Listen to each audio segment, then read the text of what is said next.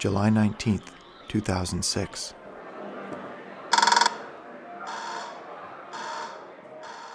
It's the first time I visited the Smithsonian Museum of American History since I was a boy.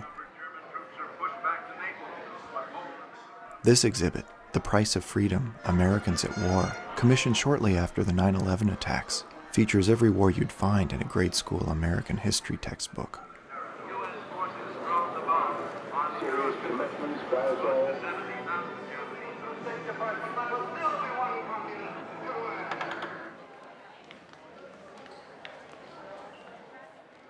But I'm really here to see their installation about the Battle of Lexington, the one that started the American Revolutionary War in 1775.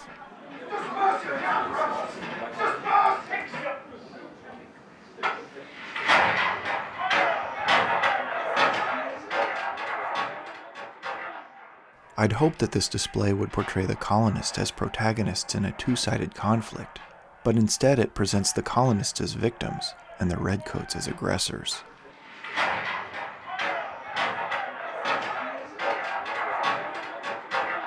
In depositions taken in the days after the battle, both colonists and British soldiers seem to frame what they saw to serve their interests, to avoid punishment, to profess their innocence, to start a war, and the details contradict each other. But in the installation, the theme of wronged innocence justifying violent retribution replays every time someone pushes a button.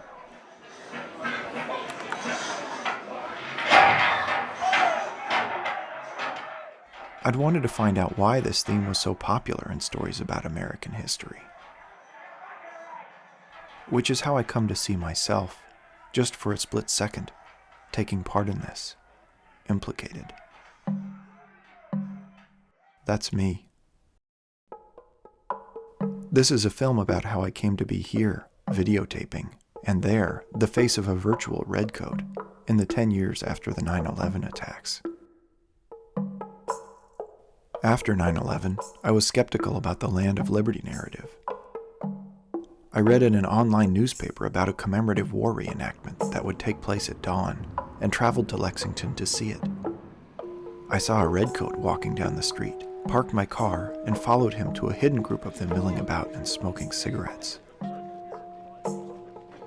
3 pledged their allegiance to King George. To our sovereign Lord, King George. And to serve him honestly and faithfully. We all marched off to the battle reenactment, where I realized that all the good spots to see it had been taken. I nonetheless recorded my disappointing view of the battle.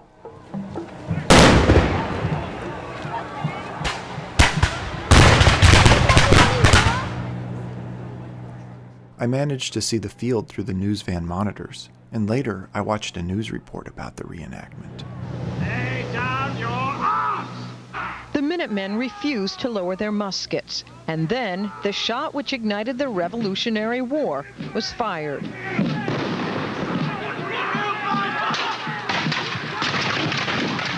Though this battle reenactment is carried out every year, this one has added significance. It is dedicated to modern-day patriots, the ones who perished in the September 11th attacks. I think there's a lot of selflessness when it comes to people who really feel strongly about a cause. I'd never taken so many calls or so many emails from everywhere. Reporting live, I'm Gail Huff for News 75. What does it mean to you to kind of be American? It means I feel like happy to be American, but also scared sometimes. Why scared? From all the battles we have. Did you think now when you saw those people lying on the field that being American sometimes means some people might get hurt? But amidst questions on what it meant to be American, I was thinking about those who played the British, who were now recruiting on the very spot where their 18th century predecessors killed those Lexington farmers. Here, pass them around. I wondered what it was like to play this kind of bad guy at a time when America was sending its professional soldiers to fight wars far from home. I wondered why this reenactment suddenly seemed so popular. At our website, we drill the 3rd Wednesday of every month here in Lexington. And when I accepted a card, I sensed an opportunity to investigate what it meant to remember war after 9/11. So for the next 20 years or so, my face will be here, playing a small role in preserving this national founding myth. In fact, if it happens to be between 10 a.m. and 5:30 p.m. Eastern Standard Time right now, about 60 groups of tourists will see this video, and my image within it, while you watch my documentary. A part of me finds this disturbing, but I must admit to a certain sense of satisfaction. I allowed myself to become that face and body to see what would happen to it. Following that journey is what this story is about.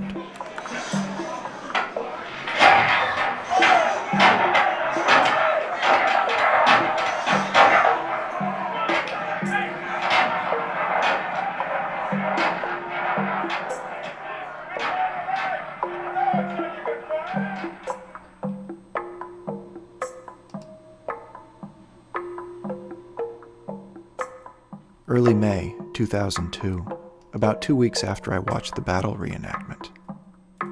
I asked the Redcoats to let me join their group and make a film about it. With the commander's blessing, I answer their call.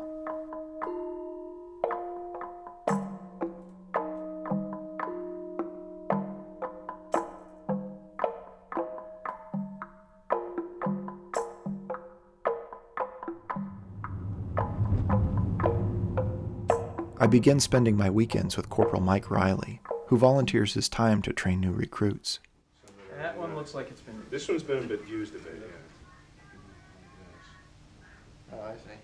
My training is a mix of equipment gathering, drill sessions, and research on the Redcoat's website, which plays electronic versions of traditional fife and drum songs on each page.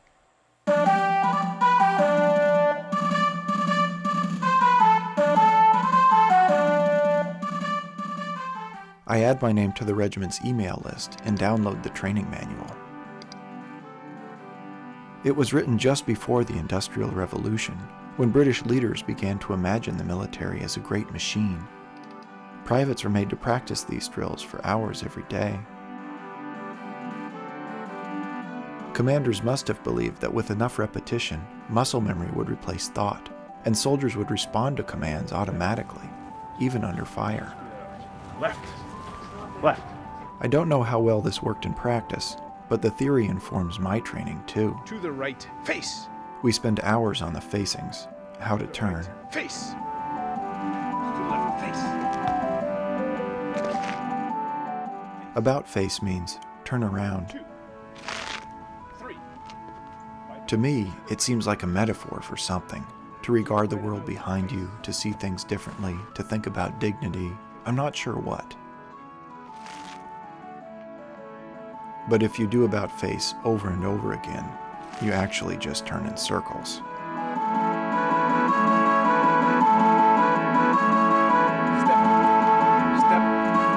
Step. Step. Step. Step. Step. Tight into your foot. Around this time, the regiment and I both experience a moment of doubt about my participation in the hobby. If you're doing this just for the film project, and you're gonna bail after that, getting into this, you're gonna have to shave your hair, you're gonna have to get pureed correct glasses or use contacts. But we come to a resolution. You can fit a wig over the top of that, as long as you can hide it under your wig, I don't care. Drills for the entire group take place one evening a month at the Lexington Armory, which the Redcoats rent from a National Guard unit that uses the building during the day. I learned the hard way that the Redcoats are all volunteers, and in fact have to pay about $1,500 for their uniforms. The regiment makes some of the gear, but I'm told to order certain items online from specialty artisans called sutlers. Soon afterward, I begin receiving catalogs and special offers in the mail. The regiment defrays some of the costs by marching in local parades for appearance fees.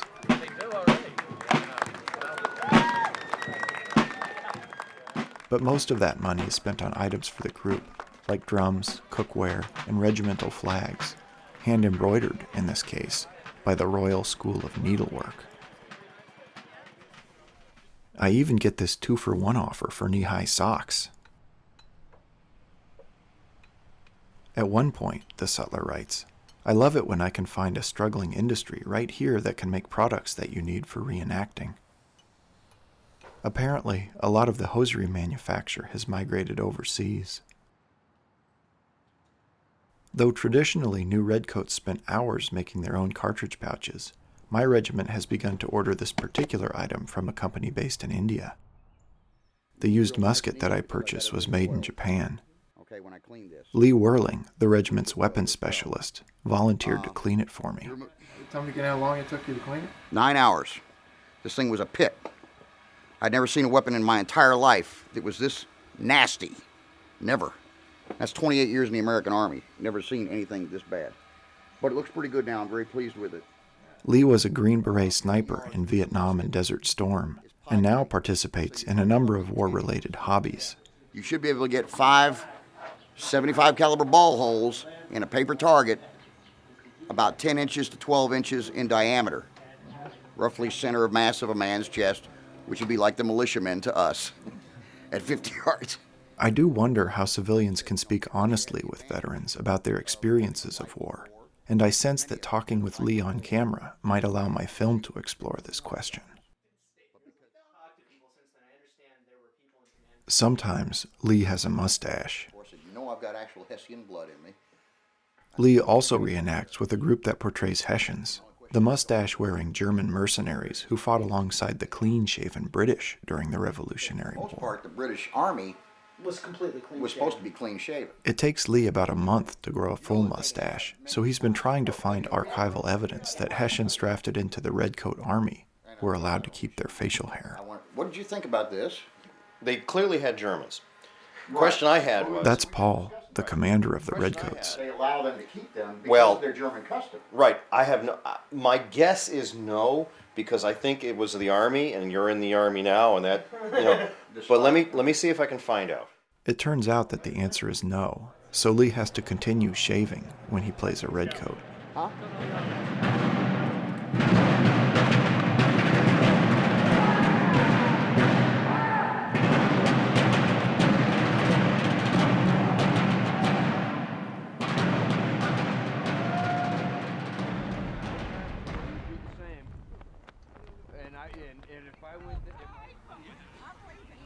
June 2002.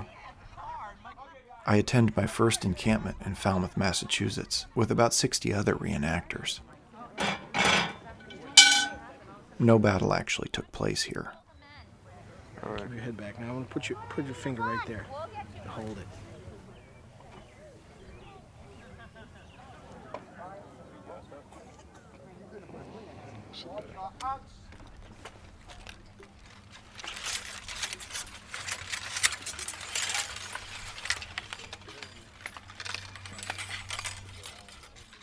I must admit that the idea of facing gunfire, even blanks, makes me a little uneasy. But once the battle starts, I'm mostly just confused, unable to imagine that I'm an 18th century soldier, and wishing I knew more about Redcoats.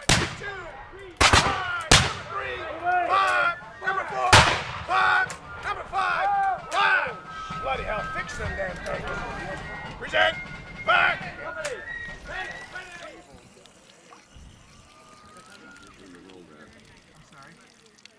After the battle, Lee, the former soldier, shows a few of us how to clean a musket.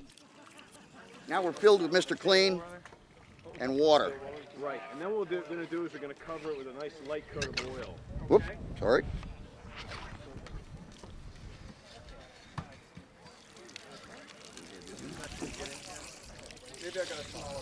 Look at that. See how clean that's coming out? It's clear water.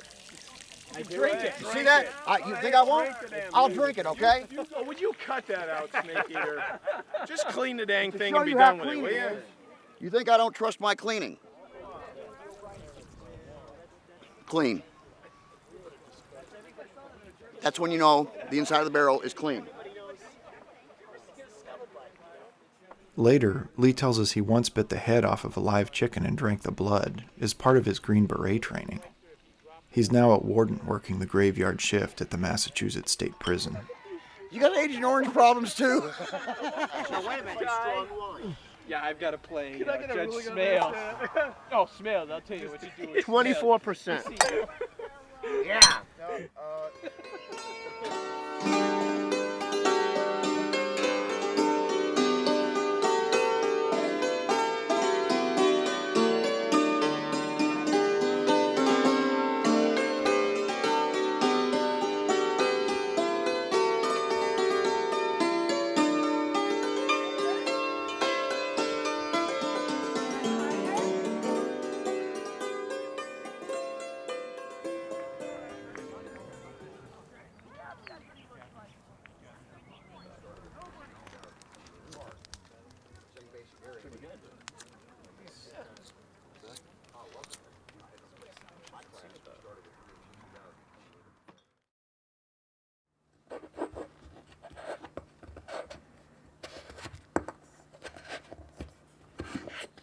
In preparation for upcoming reenactments, the regiment asks all members to roll about 1,000 cartridge tubes.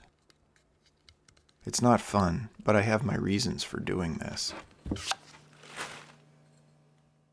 I don't believe that I'll ever feel what it was like to have been a Redcoat, or learn whether the Revolutionary War was just or wrong. I see parallels between the modern American military and the 18th century British Army, but this isn't really a film about 18th century history.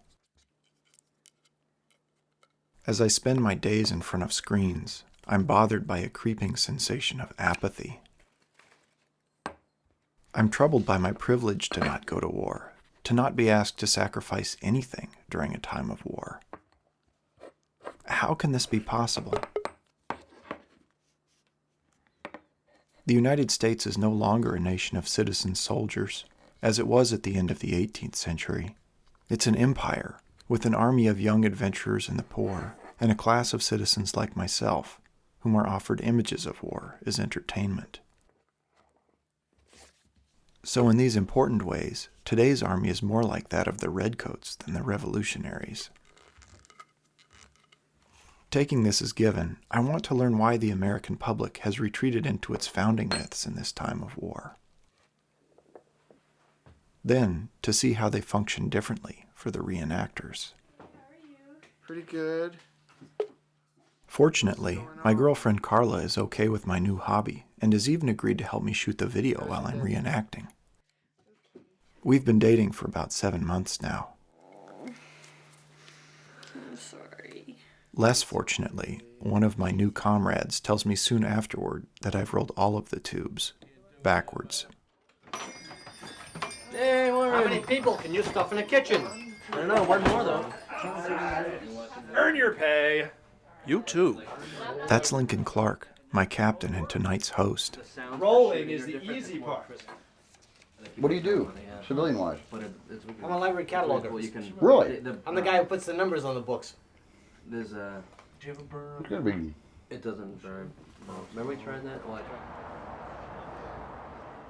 Lincoln is hosting a party at his house in Chelmsford, Massachusetts, about 30 miles northwest of Boston. Cool. Look at this. This is not proper. I feel special. Who's not twisting rubbery? Oh, shut up. Somebody is not twisting cartridges rubbery. Oh, now somebody wants to explode upon opening. They call it a powder party. Some watery Todd, throw a sword. True power comes from a mandate of the masses, not from some farcical aquatic ceremony. Brave men on the Green Beret. Cha-cha-cha. Oh, man. Looks like something else. What kind of mess was this? Who did that? Take it, screw it. It's a Bong Song Bomber, man. Vietnam, 1969. Then you push it in. The 225th anniversary of the Battle of Saratoga will be held in New York this October. It's the battle that turned the tide of the Revolutionary War, and the reenactment is shaping up to be the biggest in years.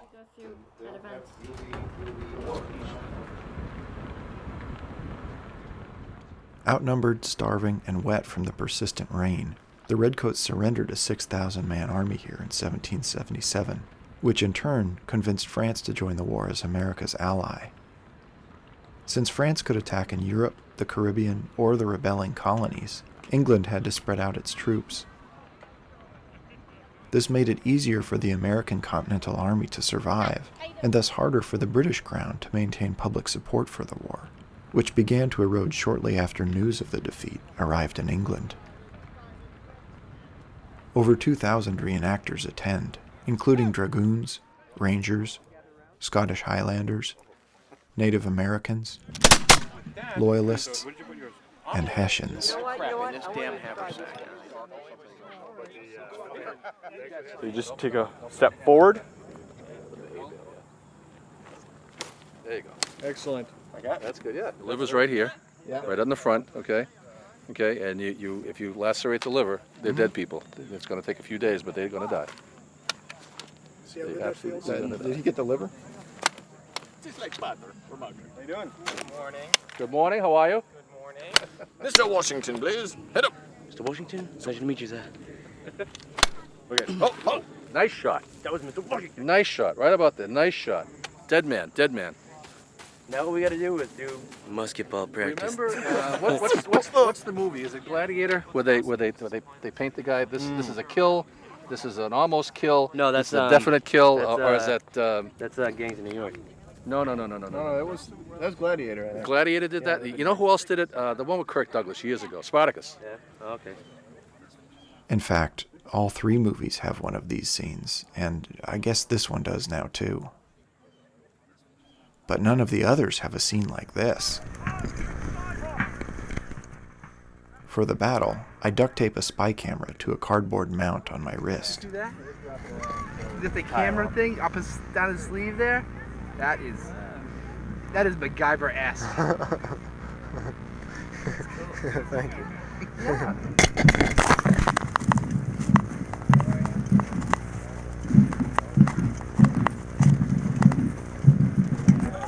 Run, you bastard!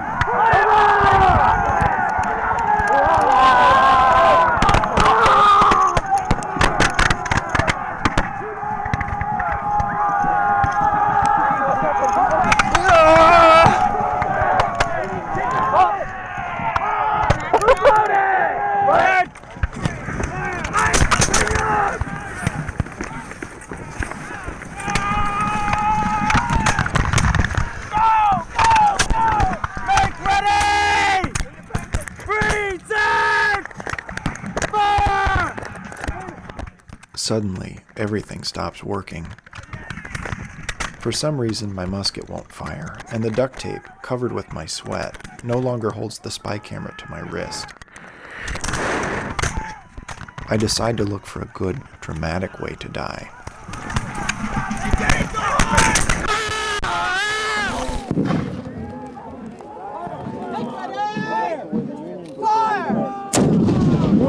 Last one!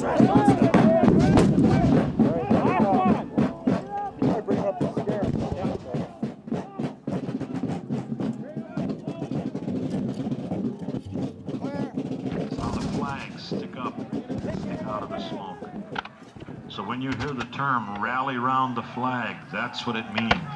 That's where the man is supposed to be. Looking for that battle flag. That's the center of his line.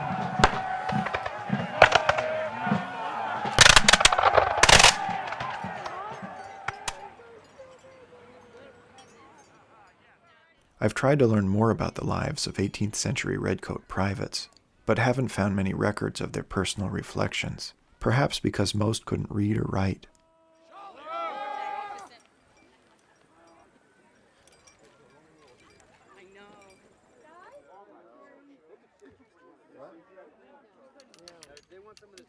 No one really knows what their faces looked like either. There are lots of documents about the things they had to do and the things they did wrong, like court-martials for rape, theft, drunkenness, and gambling in the camps. There are songs about these things too. British Army records of the late 1700s show that most enlistees were poor villagers who'd migrated to English cities in search of the new factory jobs. When those who couldn't find work joined the army, they committed themselves for life. 3,000 miles from home, their comrades became their family.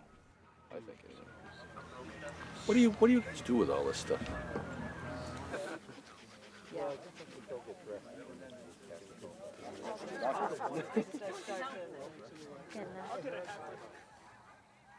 This evening, some of the reenactors' children take the field. Do you know what the chain of command is? It's the chain I beat you with until you realize who's in command. Get in line.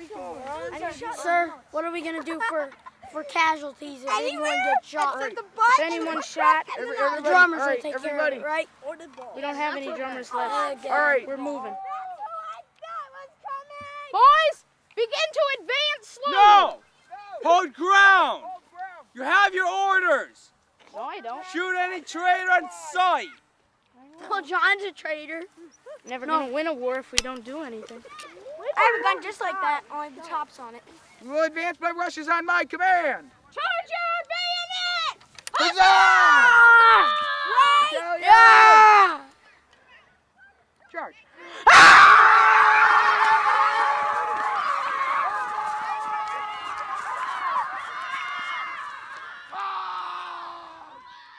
Today is October 13th, 2002.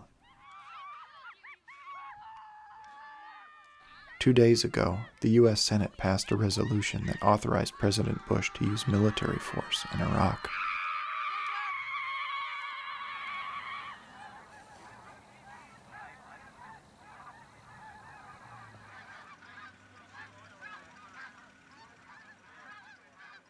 I'd once done some work organizing and editing images for a war photographer.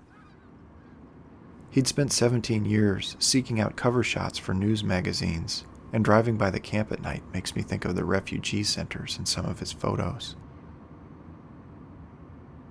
He photographed faces unlike any I'd seen before, vacant, gaunt, burdened by unspeakable pain. I categorized them as single or double, blurry or sharp, close-up or medium shot. The hand in the Iraqi desert was hard to file. It had been scorched black by a Desert Storm bomb blast and separated from its body. On the ring finger there was a wedding band, glistening in the sun. Beautiful, awful. It makes me think that my family had been lucky. That night, Carla and I stay in a nearby hotel and it rains. I tell the regiment that I have to protect my video equipment, but I'm glad not to be outside. My grandfather lived in a tent for 2 years during World War II, fixing airplanes in the North African desert, and he'd never been camping since. I turned 24.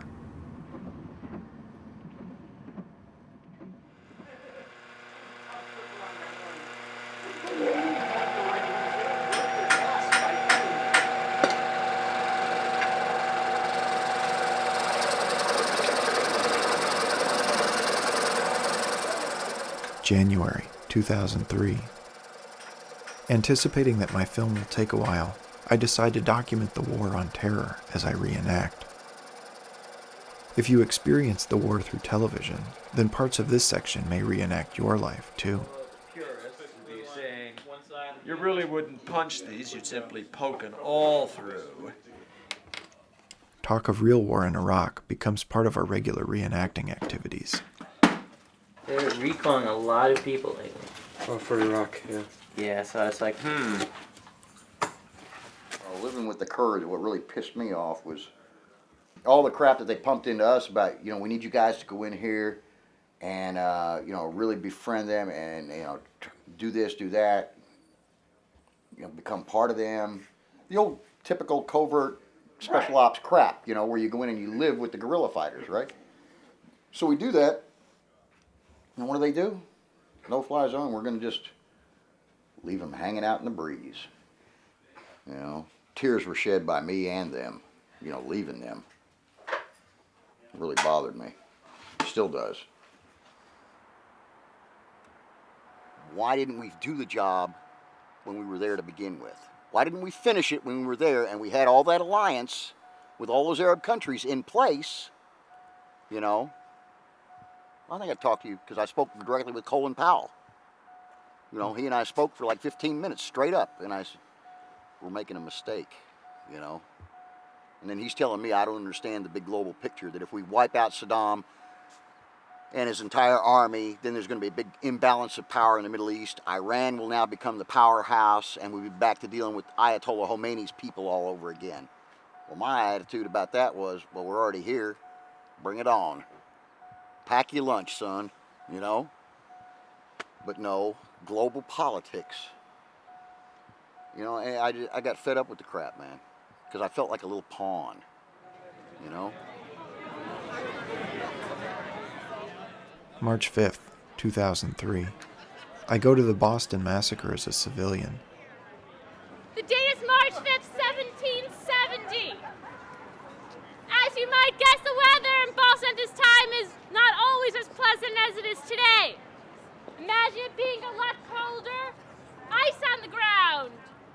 3 mobs converge on this spot, and they're not just standing nicely. They're attacking the soldiers, throwing ice at them, throwing sticks at them, hitting them, attacking them with anything they have.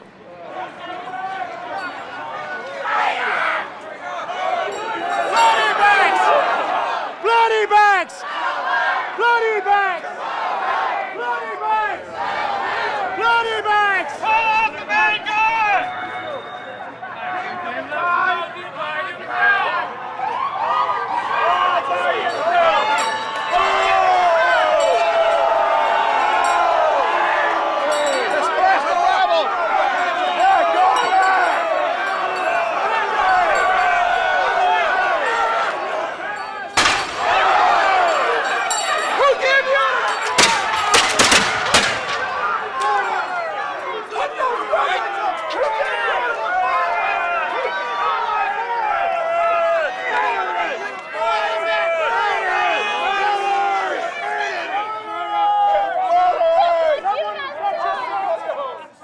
I read online that there are war protests going on throughout the world today.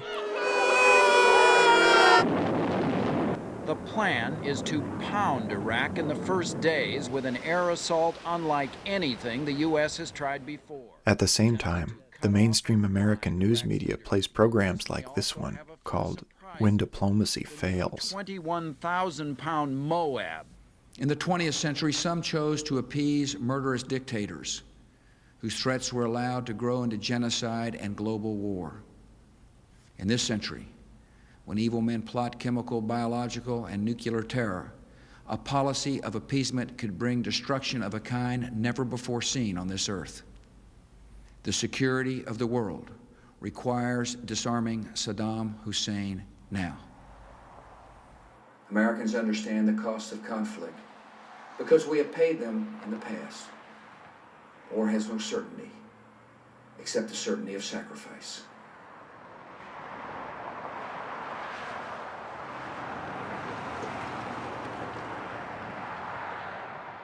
March 19th, 2003. Our reenactment at Lexington is only a month away. As a new recruit, I have to dress in my full uniform for an inspection at the monthly drill. And somehow, I've managed to mess up my wig. Help each other out. Button them up. Help each other out. Come on. Good? Yep, that's good. Okay, you have to fix these buttons. Okay, they have to get on here where they're supposed to go. Your hair needs to be done because you look like a Darcy. Seriously. You know, do me a favor and throw it in the wash. Seriously, that's what Thanks. it is. Like, okay. I'll be home in a little bit. You give me the medal. North Korea, you give me the radioactive crap. Apparently planes are already in the air, and they interrupted Law and Order to show us video of the city of Baghdad with sirens going off, and they're just waiting for something to happen.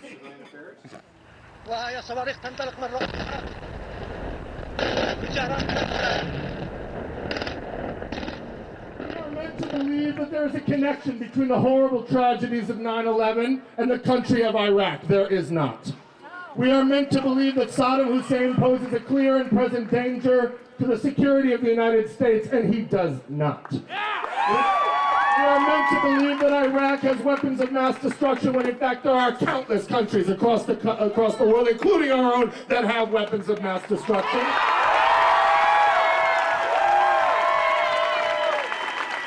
We are meant to believe that Iraq and Saddam Hussein are in violation of weapons treaties and human rights laws, when in fact there are dozens, countless of countries across this globe that are in violation of treaties and human rights laws, including our own.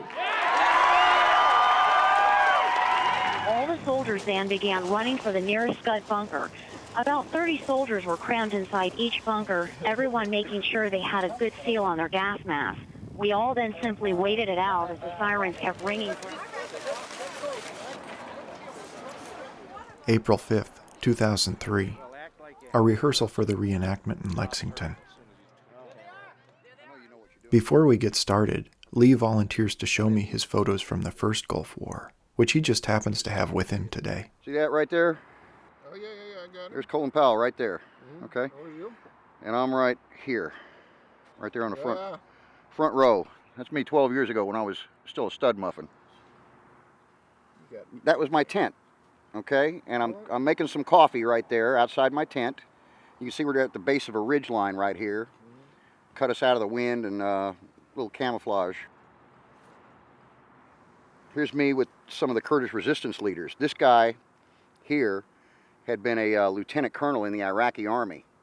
And when the Kurds got gassed, almost his whole unit was Kurds with him. The entire unit deserted the Iraqi army and came and started fighting with the Kurds. That was the chief's niece. This is when she was recovering, and I saved her, and that's what made me an honorary member of the Peshmerga. They made a big whoop-de-doo about it, big presentation and everything. The chief presented me with his own little head wrap, like a yarmulke. Patriotism seemed complicated for Lee. He never planned to go into the Army, and was drafted weeks after a bad grade on a chemistry test lost him his student deferment. But here he is, 2 wars and nearly 35 years later, describing how he became a Kurdish holy warrior on behalf of the U.S. government. That's me with my interpreter there. That's his sister. That's the one that his whole family wanted me to marry.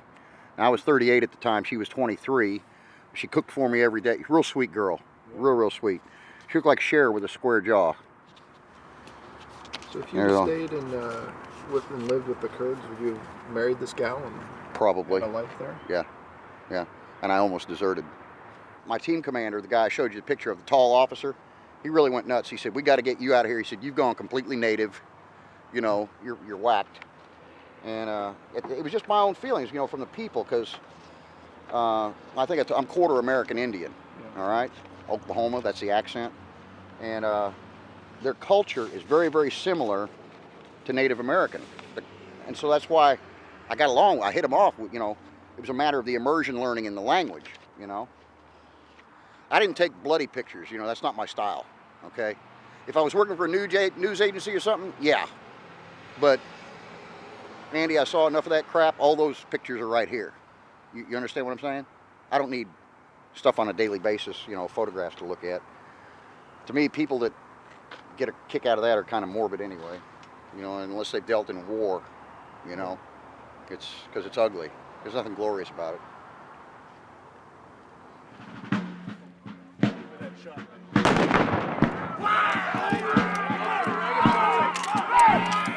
Back at our rehearsal, I volunteered to play the only Redcoat shot in the skirmish.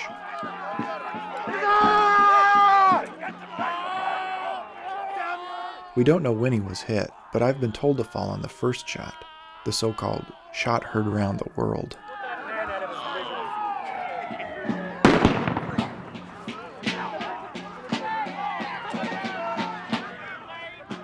Today in Iraq, U.S. troops enter Baghdad. April 9th, another performance. About what it's been like. Have you had a good reaction from the people? Yeah, most of them are real friendly. Throughout the city tonight, the hated symbols of repression are being toppled to the ground, releasing a surge of elation. Skeptics closer to the event tell a different story. 200 Iraqis in a city of 4.5 million is a rent-a-crowd. Spreading through the streets of Baghdad, freedom that's been bought at the cost of many brave lives. Thousands of Iraqis gather 9 days later to demand that U.S. troops leave Baghdad, but this is the image that becomes iconic in the United States. By the memory of their sacrifice. I wanted to believe it too.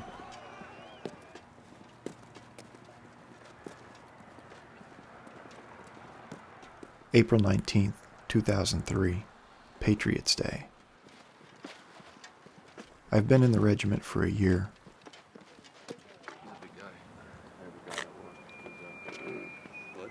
Blood. In this performance, we Redcoats are usually portrayed as the bad guys. Lay down your arms. But it's possible that we're misunderstood. Looks like Spider-Man. The Redcoats had marched to Concord on a tip that the colonials were there hiding cannons and muskets, 18th century equivalents of weapons of mass destruction. And then we'll be heading out in the normal course of things. Good morning. Paul Revere stops by. If we arrest him, they won't know we're coming. In the 18th century, British generals reasoned that the colonists wouldn't rebel if they didn't have enough muskets and powder. They hoped that these little raids would keep the peace. Recruits, you are about to be sworn into the British Army. You will repeat after me, and you will mean it this time. I state your names. I, Eddie Rice. Swear to be true to our sovereign. Swear to be true to our sovereign. Lord King George. Lord King George. And to serve him honestly. I take some solace in these good intentions as I join the proverbial dark side. Gentlemen, and that's the last time I'll call you that. This is your king's shilling. Guard it with your life. David Andy Rice, hip hip. Huzzah! Hip hip. Huzzah! Hip hip. Huzzah! Now let's see if you can advance with the sentence. That's right. You know, it's traditional. The new recruit buys a case of beer. Oh yeah, for everybody, right? for each person in the regiment. That's right. I watched Black Hawk Down the other day. You know, I thought about it. Really wasn't all that many comparisons between that event and this one, but Actually, there are. there are. It's a large, technologically advanced army, best in the world, that sends a small elite unit out to a set goal at a set location. Lightning strike, supposed to be in and out real quick, and they get mired and they get whomped on by the local populace. It's like back in Nam. Oh no, he's having another flashback. Look out. Oh.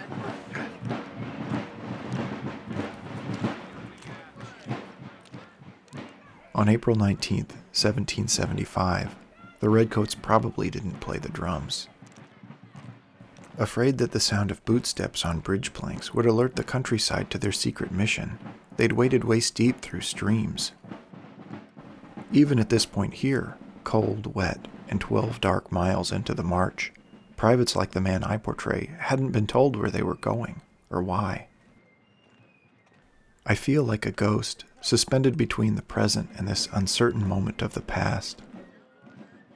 The sense of connection tingles my spine, and as I stare out at the spectators, I ponder some difficult questions for the first time.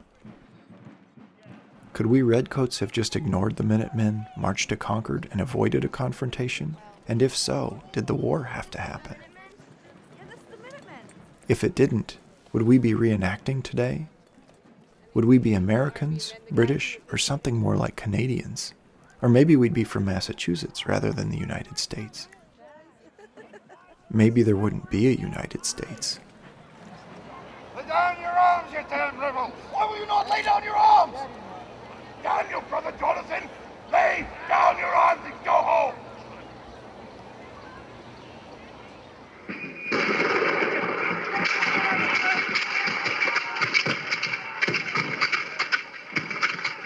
British soldiers began firing at the fleeing colonists, and once control was regained, 8 colonists lay dead. There's a way you understand history when you actually go out there and kind of play it. So it was just by chance that the news interviewed me today. Every year after the battle, the Boy Scouts host a pancake breakfast for the reenactors. When I came back to find Carla in the press box, I was the only reenactor in sight. Carla had caught a shot of me in the battle, lying wounded on the ground. The news cameraman was looking for other kinds of images.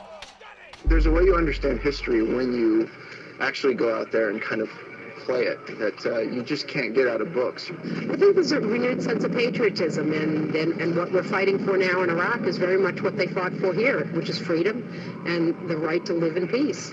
And the story is retold again and again, passed on to the next generation.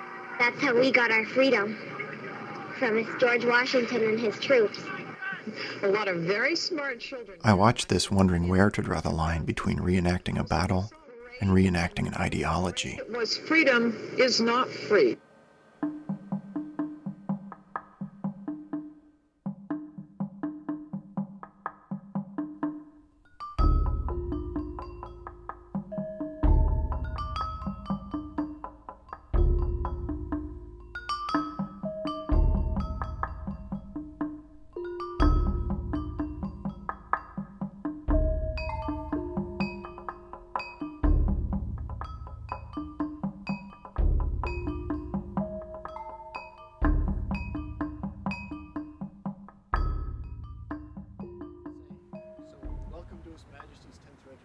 Okay.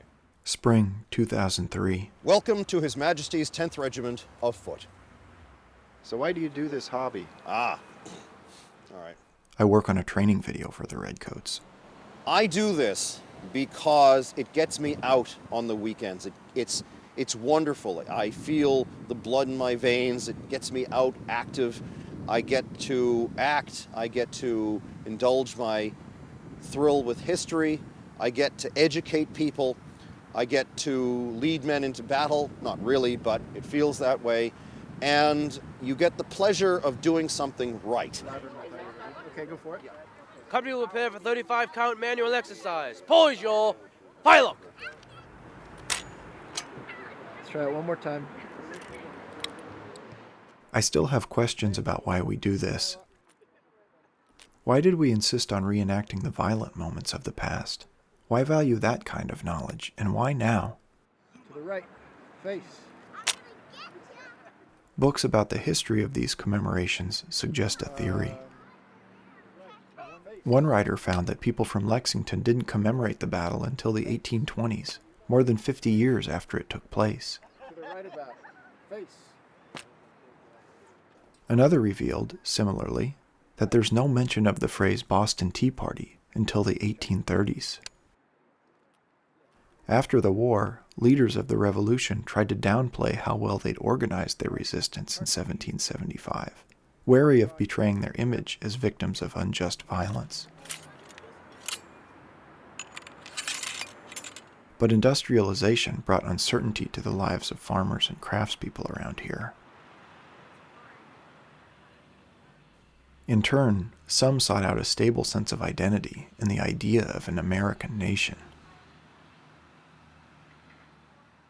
Faced with this new threat to their independence, they began to openly celebrate the violent acts of their revolutionary ancestors as agents rather than victims. Something similar seemed to be happening now. Huzzah! Drums, quick, march! Over the year, we performed the battle on the Lexington Green over and over again, often for films. We do a series of shoots for the public television program, American Experience. Lay down your arms, disperse to your homes, and you will not be harmed. On this particular take, the Minutemen veer from the historical script. Only joke allowed. From now, deadly serious. One for the Democratic National Convention in 2004. Yeah. Oh my God, we're shaking the head of a governor! Yeah, this was a big deal. And the film shoot for the Smithsonian Museum of American History. We're very excited about giving the opportunity for the people that come to the exhibition to actually fire the shot themselves that started the American Revolution. And there will be a little pistol on the text rail there, and you have to pull the trigger there to start the action in this scene. Several years later, when I visited the exhibition, this pistol had been replaced by a start button. I guess you're doing the Minutemen a different day then? No, we're only showing the British side. In other words, you're sort of with the Minutemen, so hopefully we'll get this person, or these people who are standing, to feel like they're coming right at them too. So they were really in the war. They're not just watching the war. They're not just spectators. They're participants. Action! Go! It's too bad they didn't film an alternate response where you don't pull the trigger and we're like, hey, it's all good. Yeah. Yes, exactly. So, anyway. But everybody's going to pull the trigger. It's still Yeah. fun to go down there and not pull the trigger. If I went, even as a civilian before I joined the regiment, I wouldn't have pulled the trigger. But really? Oh, I've been a loyalist since high school.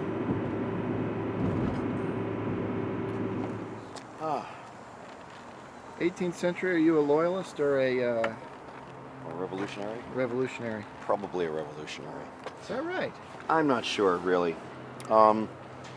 It's I vacillate on that, but I tend to buck against authority.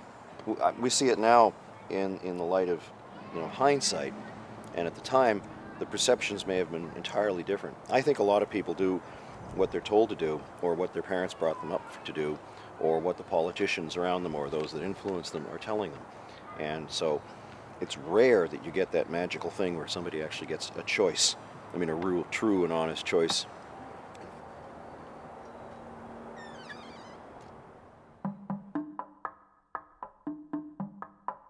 My grandfather told me he'd still go to war if the Air Force could use him, even though he was 83 and didn't agree with the invasions. I'd rather go to jail than fight in this war, but I admired his tenacity and often thought about it. Did it come from the things he'd seen and done, or something inside of him, latent inside of me?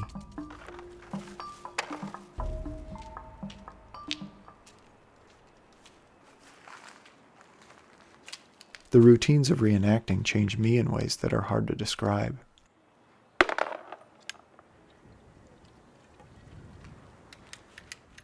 Even though we're just pretending to be soldiers, something feels real about the regiment's discipline and hierarchy. So are you pretty excited to be doing this right now? It's not bad. I'm excited to be out here. Really, You've got Carla? a beautiful yard.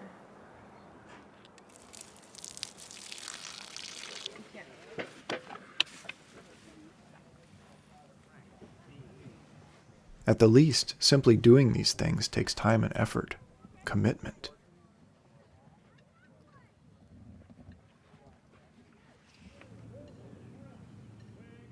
I become friends with the other reenactors and find ways to talk to them about reenacting outside of official events. Mike Riley and his family teach me how to make a meal eaten by 18th century British privates, a lentil and vegetable stew called the Green Death. This is good, by the way. It is? I think so. But, what kind of a mess kit did they have? Did they have a bowl or a plate? Did they have a spoon or a fork and a knife? Did they have a knife, fork, and spoon, or just a spoon, just a fork? And then you find out after some use that, the fork, the tines on the fork are pretty damn sharp, and no matter where I put it and try and carry it, it pokes me and it hurts. And son of a gun, there's nothing you can eat with a fork you can't eat with a spoon. Carla becomes more involved. She even attends a reenactment as a regimental woman, where she plays Irish fiddle for an officer's soiree. I lose count of how many reenactors ask her out on dates, even when I'm standing there next to her.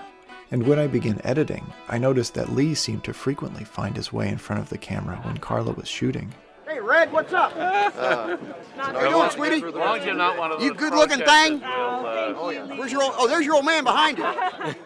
I'm not sure it's a complete explanation, but Mike Kaplan, the regiment's wig specialist, tells me one day that 18th century British men prized women with red hair.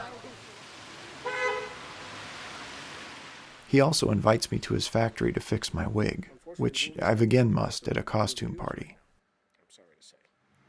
Mike makes specialty candles for churches and Hollywood movies, including the Pirates of the Caribbean trilogy, The Alamo, and American Pie 3.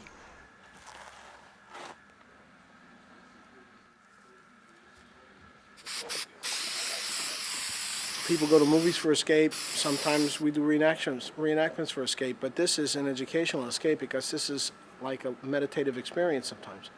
You could start to come out of it refreshed and more aware of the forces, emotional and physical, that affected these people at that moment in history.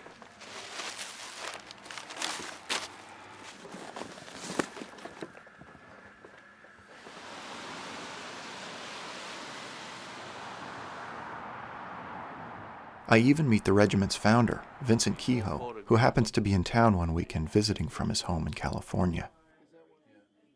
He still likes for us to call him Colonel Kehoe.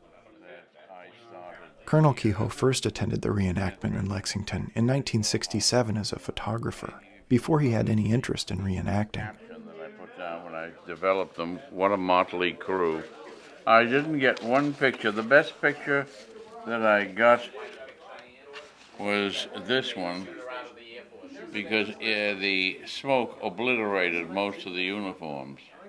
And nobody knew anything as far as costumes, and I thought that we could do something better, and we could do something that would be more photographable, actually.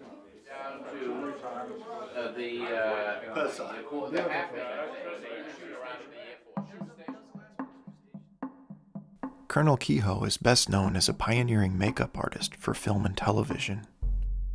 In 1957, he wrote this book, which became the standard in the field. The most recent edition came out in 1995. Looking through the pages is like discovering the secrets of a puppet master, albeit a slightly dated one. He breaks down makeup techniques by human typologies, age, race, gender, and historical period, and includes sections on lighting, facial construction, and plastic surgery.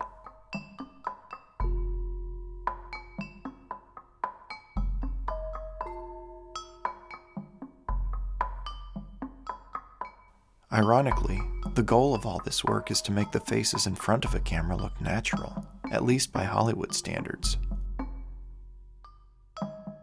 But however processed, Kehoe seemed to know how to create images that spectators would believe, how the appearance of reality could heighten the power of a story.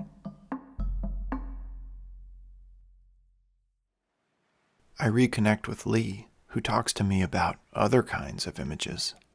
Well, you got a lot. Yeah.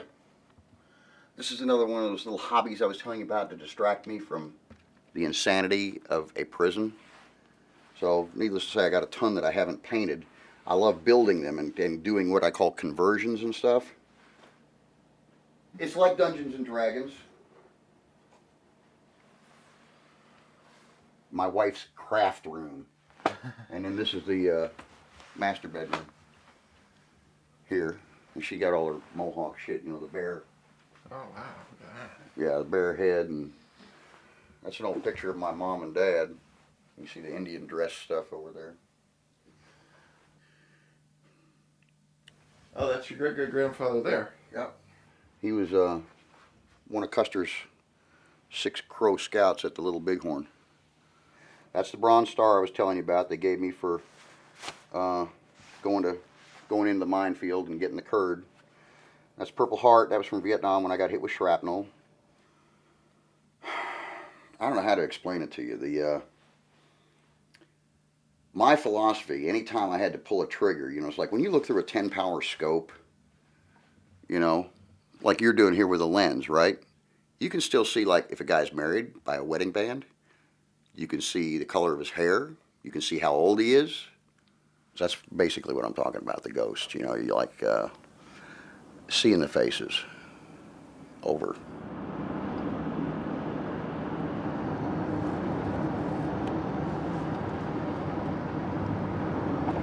And even though they were the enemy, I didn't want them suffering a long time, you know? So it was either a headshot or a heart shot, you know? Either dead center of mass or somewhere right in here. You can get an instant kill shot coming from the front, aiming like right there. How old were you? 19. Did you ever see a movie called Apocalypse Now? Yeah. There was a degree of truth to that. Colonel Kurtz, Marlon Brando, he talks about how the enemy does things because the genius of it, you know, the horror. That's a waste of minutes. Whoa! Holy shit! The enemy in Iraq is usually invisible. Oh, fuck! I push through, go left. Insurgents began using improvised explosive devices, or IEDs, in mid-2003. Keep going, go! Go! Yeah! Yeah, baby, get on tape. I got that son of a bitch on tape, yes! Several years later, these videos began appearing on a new website called YouTube. They play one after the other, like an endless reenactment.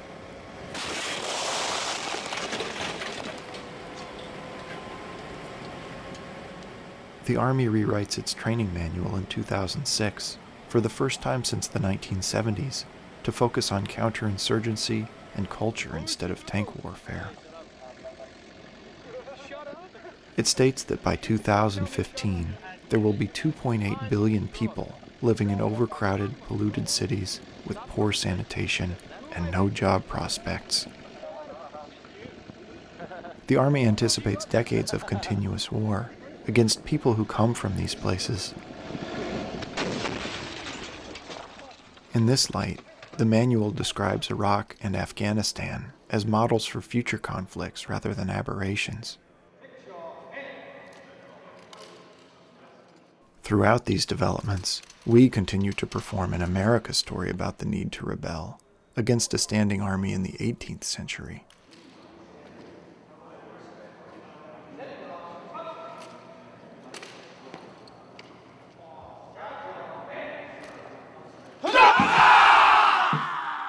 April 2004. My second Lexington reenactment as a Redcoat.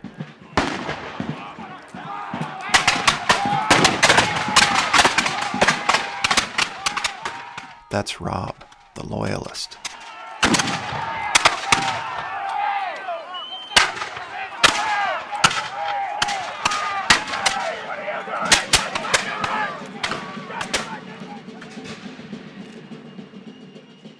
In retrospect, it's clear that I was more taken by the reenactment this year than I realized.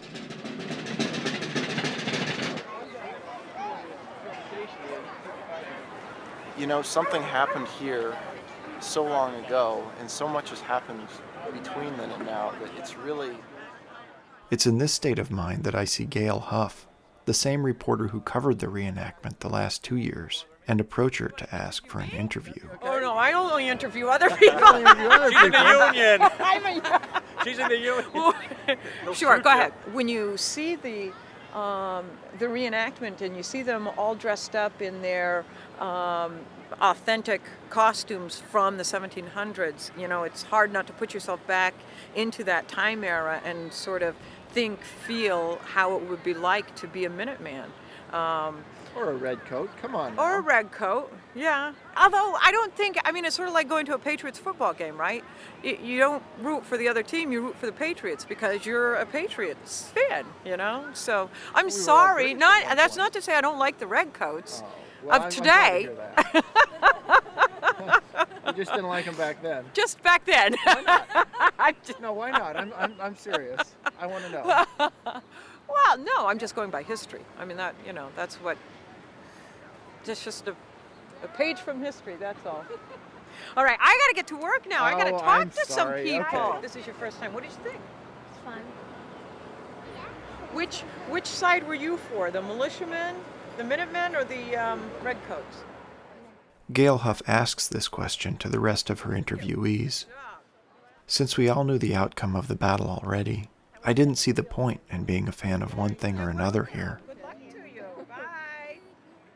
In fairness, she probably didn't expect to be accosted by a brooding redcoat with a camera this morning. Good job. And she does raise a question that's bothered me for some time now. If we're all supposedly Patriots fans, how did there come to be redcoats out here at all? What draws you here? I decide to look into this origin story next. I just think it's really cool.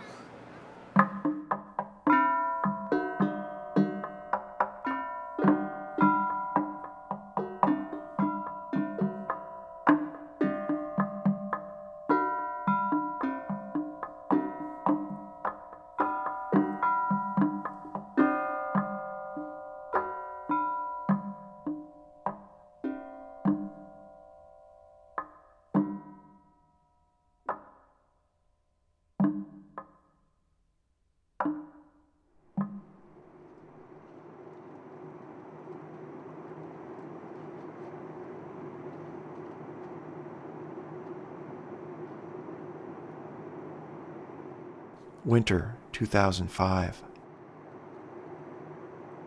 The mountains outside the plane window remind me of the landscape from Lee's photos in northern Iraq. But this is Southern California. I'm on my way to visit Colonel Kehoe at his home in the Simi Valley.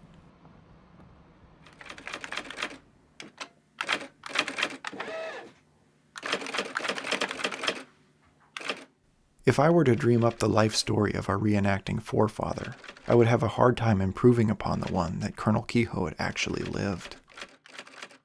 He'd learned carpentry and leatherwork in a furniture factory, served in the military during World War II, written books about the 18th century, and maintained an impressive archive of documents, amongst other things. I just had some hands done of me, and also face masking. That's John Barrymore Jr. It's me, Marlon Brando. Did that for Waterfront. You worked on him and on the Waterfront? Yeah. I told them all that this is not a reenactment group. This is a production company. You're actors. Whenever you put on the uniform, there was no beards, no mustaches, no smoking. You had to act like a soldier. Privates stayed together, the sergeants stayed together, the officers stayed together. Colonel Kehoe has kept all the records of his activities with the regiment. There's a volume like this one for each year between 1969 and 1983. In the limited time that I have, I photograph all of the records that I can, and I spend weeks afterward trying to make sense of this material. Kehoe founded one of the first British reenacting units, His Majesty's 10th Regiment of Foot, mainly to appear in public during the National Bicentennial celebration. I even see photographs of them in official commemoration books, like this one.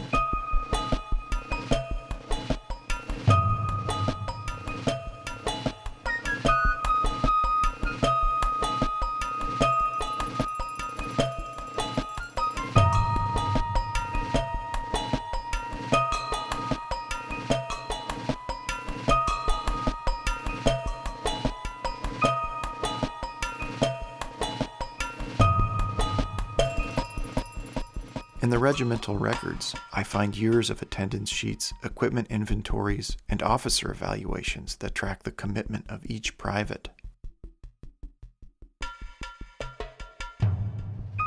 The numbers grew. 5 members in 1969, 15 in 1970, 56 in 1973, and over 100 at points in 1975. Newspaper profiles portray men who preferred Kehoe's order and discipline to more democratically run reenactment units, like American militia groups. "You have to be a Marine to understand why I wanted to be a Redcoat," explained one. I come across detailed instructions on how to make nearly every item of the uniform, including the musket. It occurs to me that they couldn't buy their equipment from a catalog, the way that I had. And then there are these monthly newsletters, in which Kehoe attacks women's lib and ethnic identity movements, mostly for claiming bicentennial money that might otherwise have paid for war reenactments. The late 60s and early 70s seemed to be another time of crisis. In the midst of social protests, the loss of manufacturing jobs, and widespread anger about the Vietnam War, a lot seemed to be at stake in debates about the meaning of national origins. We didn't want to face at that time, the propositions that were being shown to us by women's lib, by the color problem, etc. We never had a problem. We just simply said it wouldn't be to your advantage to join. We never had a colored man come and ask us to join the 10th. What would you have said if an African American had wanted to join the 10th? No. But there were African Americans that joined other ranks of the British Army. Probably. Other companies and so forth. We didn't concern ourselves with other companies, just with the 10th Foot. I'm a bit taken aback by the frankness of Colonel Kehoe's answer. After asking around, I find out that exclusion based on race or gender remains policy in some reenacting groups, though it's not the case anymore in the 10th. Kehoe's vision isn't the only way to think about reenacting. Listening to Lee talk about war is a different kind of reenactment, a mashup of popular culture references and his own memories of conflict. He's like a real-life character from a war movie, which is perhaps why I'm so drawn to filming him. It's not just a performance when he talks about war. Morning, Lee. After attending a hockey game together, I asked Lee if he'd be willing to speak to me about Vietnam. He invites me to a reenactment event in Yorktown, Virginia, that he's attending as a Hessian, 14 hours from his home in Massachusetts.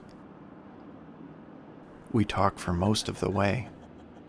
Movies we've both seen, like Rambo, Enemy at the Gates, and Wind Talkers, help us communicate some of the way about his experiences of war. Then, he tells me what he calls his worst war story. It was a fairly small village, maybe about 250 people or so.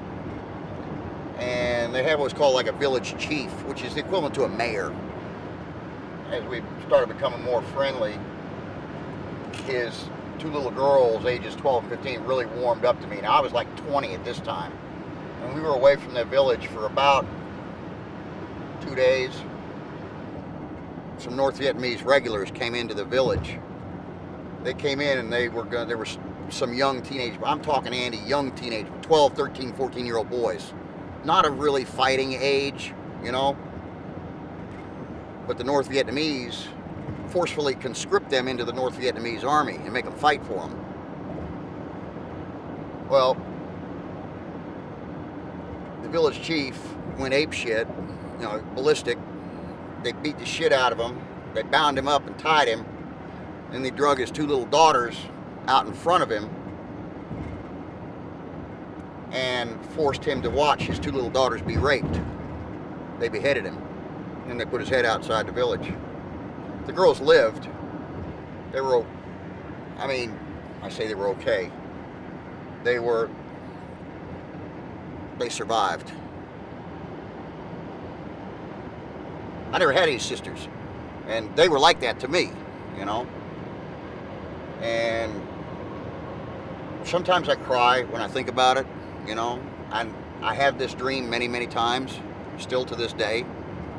Not, I say many, many times, about 3 or 4 times a year, you know. It's usually worse in the summertime, when it's hot, rainy, you know.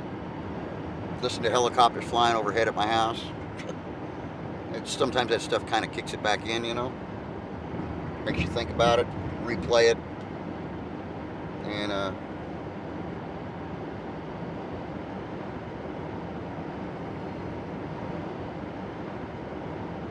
I don't know, I think that all those shitty experiences kind of forged a certain character makeup in me from that point on for the rest of my life. It's like I have lots of friends, but I don't have any close friends.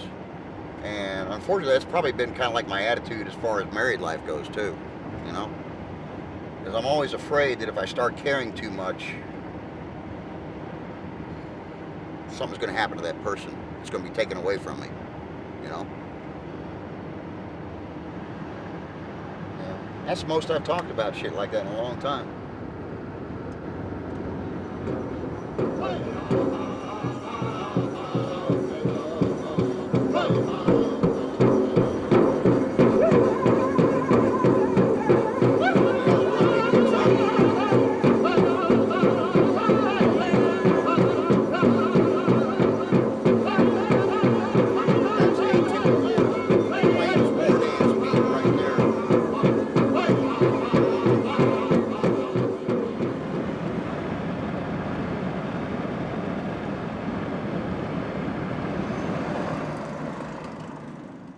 I come full circle at Yorktown.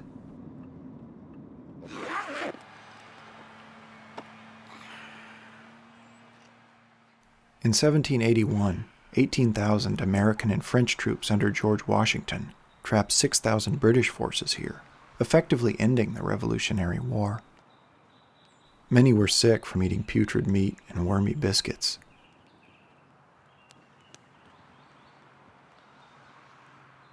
Nonetheless, the Hessians still probably had some nice-looking mustaches.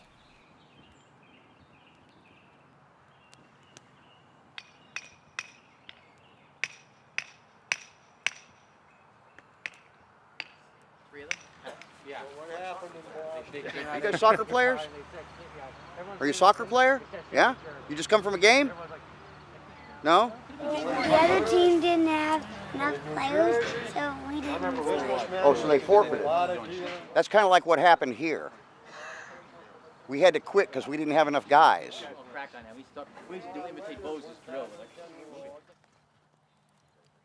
That night, one of the American reenactors, another Vietnam vet, visits our camp. Because a hand grenade fits right inside the tube. Mm-hmm. So I'd pull the pin and I ease them down. I drop because the spoon can't come loose. Right. Okay? Right. And the stick is going to hold it. And the stick keeps it from dropping all the way through the tube. Yep. Okay? So now, when Luke the Gook comes along, he's got his little Jesus sandals on, his AK over his shoulder, he thinks everything's cool. And guess what? He drops out of the sky. He hits my fucking tripwire. This is fucking beautiful. And the goddamn, as soon as the stick comes out, and as soon as it clears the tube, boom! Remember what he said about Kurtz in the Apocalypse Now, about SF being wacky? He's still there. No, it was fantastic. But still, I tell stories like that too. That's true.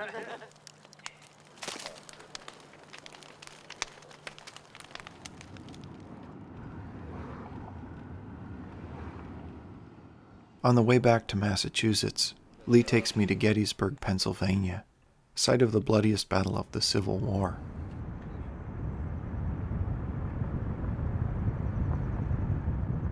He's trying to teach me how to make this violence meaningful, to understand war the way that he does, but I'm still mostly a lost cause.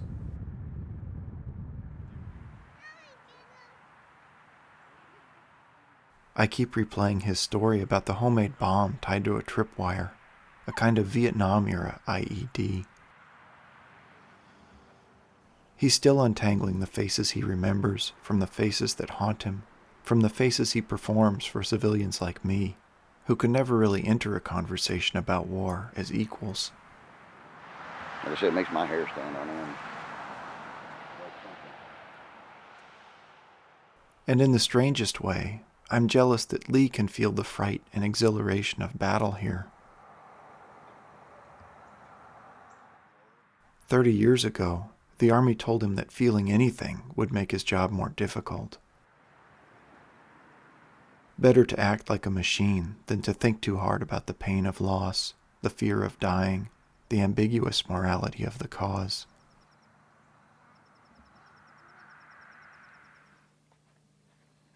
Some months after our trip to Yorktown, Lee shows me the rifle of a man he killed in Vietnam. I try asking again how he makes sense of all this today. Gradually, you learn to live with it. 1980 to 82 was the peak of my post-traumatic stress. I was drinking a lot at that time because even though it was 8 years after, that's when it hit me. What did it all amount to? I ended up taking a man's life for nothing. And not just once, but 26 more times. You know, like I said, I don't count those 3 that hurt the kids. So deduct that from 29. So the other 26, it was like, why? They could have been, you know, family men. Some of them were, I'm sure. You know, but that's war. That's what happens, you know.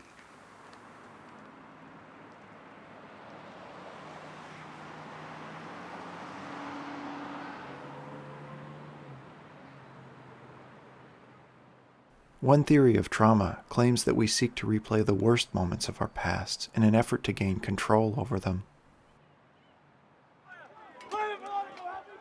But as I approach the end of my tour with the Redcoats, I ponder what this means for those of us who experience the traumas of war secondhand. I think that this story about Lexington appealed to Americans who felt victimized after the 9/11 attacks. Get back here, you Tony Plumbrother! You don't... The plot was about being hurt and then getting revenge, as in a Hollywood thriller. It's a theme that has long played a dubious role in creating a culture that accepts war, even enjoys it. I'm a part of that. But then I saw you up at Saratoga getting slashed with a saber from a guy on a horse and going, "Ugh," and falling all down. And I said, yep, he's an actor. Yeah. Looking back at this footage, now as a father with wrinkles and a graying beard, I'm conflicted. Like the other reenactors, I'd wanted to see how much I could learn about war through images and reenacting, and in my own way, I continue to do so. Carla and I moved to San Diego, where she grew up and where I've studied questions like these in graduate school. Reenacting is a way to organize meaningful social life, imagine ancestors, escape the banalities of modern work, and commune with history. It's a ritual that helps us make sense of war, death, and social change, to feel something about violence, without consequences. Yes, he is. He's not a light man. He's definitely battalion. He gets to make up his own mind. I'll never understand military duty like my grandfather, who's felt its necessity, or like Lee, who's had to kill for it.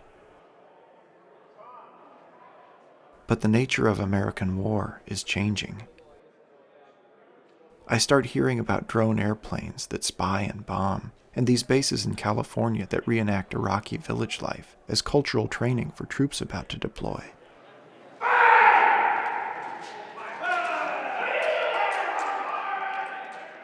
I'm immediately curious to know more. I wonder if our problem as reenactors, trying to understand war when it's cleaned of blood and the threat of dying, increasingly resembles that of American soldiers. After all, the military's goal is to ensure that physical pain occurs elsewhere and to others, far from American bodies. You will repeat after me. I state your name. Say it. I, Albert Bradford. Light infantry! Shoulder! On! But the Lexington reenactment of 2005 does involve small amounts of blood, at least for me.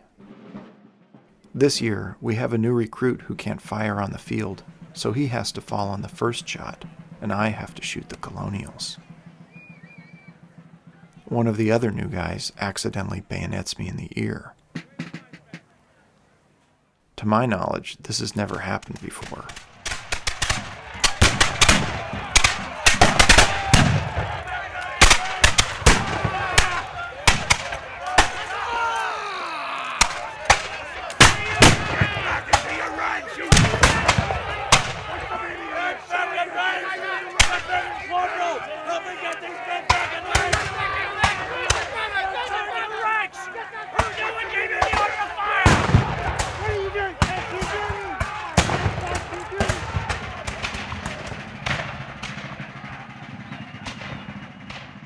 Of course, things were much worse for the 18th century Redcoats. They marched onto Concord, destroyed the weapons there that they could find, then retreated the 20 miles to Boston as colonials hid behind trees and picked them off with hunting rifles.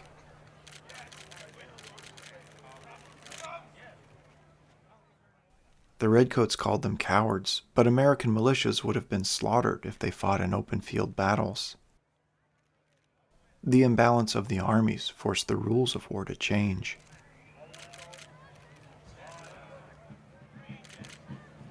Faced with an invading army that they couldn't fight directly, insurgents in Iraq and Afghanistan also improvised.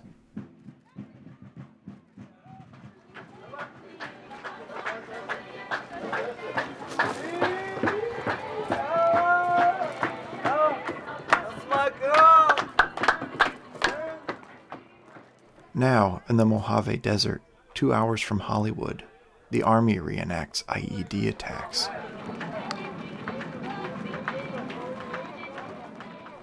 Afghani and Iraqi American actors live for weeks at a time in these villages of cargo containers, built to look and feel like war zones in the Middle East. Like our historical reenactments, they aim to make participants feel a story as they perform it.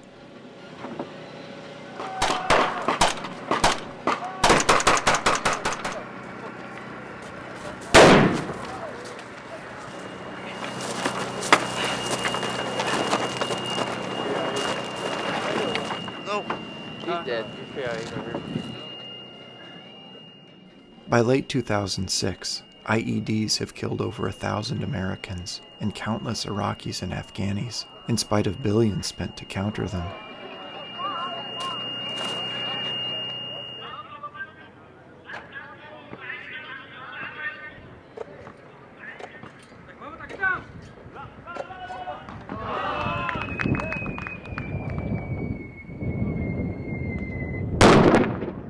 And it seems that the problem of IEDs is getting worse, not better.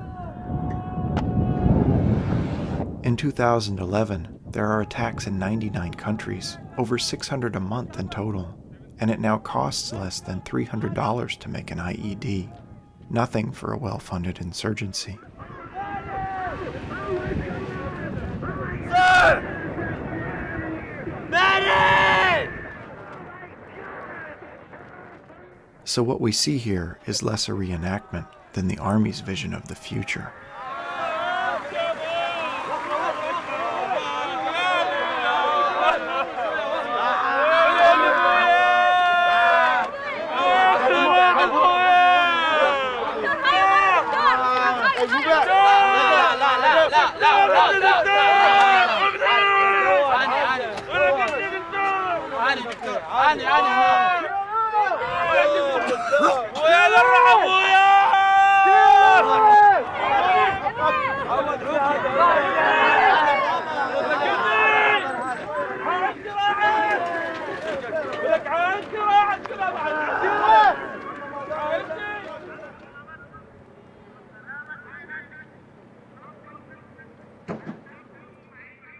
I'm overwhelmed here, convinced that I would fail as a soldier trying to deal with these homemade bombs.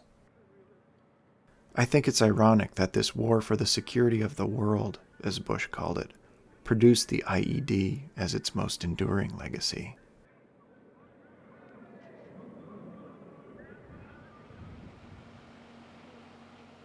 The actors restart their simulation for the next group of troops. I imagine the billows mingling with the smoke of real bombs, high up in the atmosphere somewhere.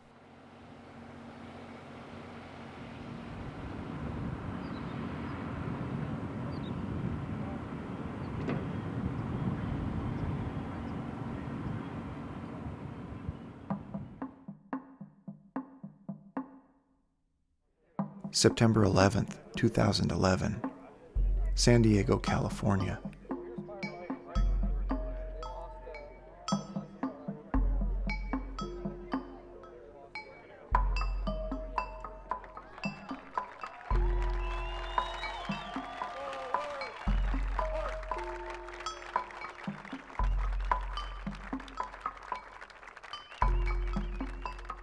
Today, we are reminded that we must always remember and honor those who died on 9/11 and never forget what happened to us all 10 years ago. Now, today, there's still brave Americans running up dust-filled stairways. But instead of rescue gear, they're carrying night vision goggles and rifles. And they have taught our enemies that there is no hole deep enough in the world